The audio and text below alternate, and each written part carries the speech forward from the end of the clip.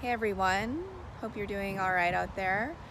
So as we start to arc more towards the summer season, I think it's really important to remember some really important lessons from nature. And one is that if we think about fruiting trees, for instance, like a cherry or a plum tree or anything that really comes into flower in the spring and then bears fruit really in the summer season, is that when it comes into a place of flowering, right, it's this place where it's beautiful to the eye, normally smells amazing, and then there's almost a period of time between the flowering and when we notice the fruit visibly, right, that it's like got color or that it really kind of captures our eye. And we're the same, meaning that sometimes when we've got an idea or something that we want to create, right, it's almost like the flower, it's like this epiphany, like we have something that we want to bring into the world, or a new way of being that we want to capture, or something that we want to learn and embody, and we're not quite sure, how to go about the steps. And we think about ourselves too as in that same cycle, because we are never separated from nature. There's a period of time between the flower, like I was saying before, and the fruit. So it almost kind of goes, it's not dormant, but it almost isn't as visible toward us. And so if you think about that, it's like the plant is putting a bunch of energy and resources toward creating the fruit.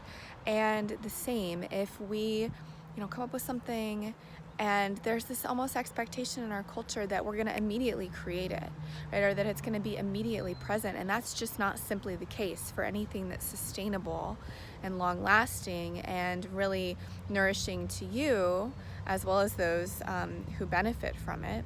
So really try to bring in that idea of the pause to kind of go maybe almost back inwardly after an epiphany.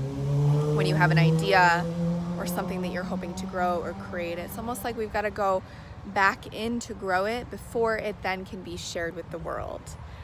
So I hope this metaphor helps, and I really find looking to nature to be the best teacher, because nature really doesn't lie, right? It creates and it goes in, and then it comes full force, and then it withers away and it goes into that period of rest. So whatever sort of phase you find yourself in now, even though it is that spring, summertime for sure energy, you may be in more of like a withering phase, or you may be in that churning phase, or maybe the epiphany phase. And this can apply to anything in life, whether it's parenting, whether it's creating something for others, whether it's your work, or just some new way of being that you're growing yourself. And let me know if you've got any questions. Until next time, take care out there. Enjoy this lovely weather we've got here in the Bay Area. Bye-bye.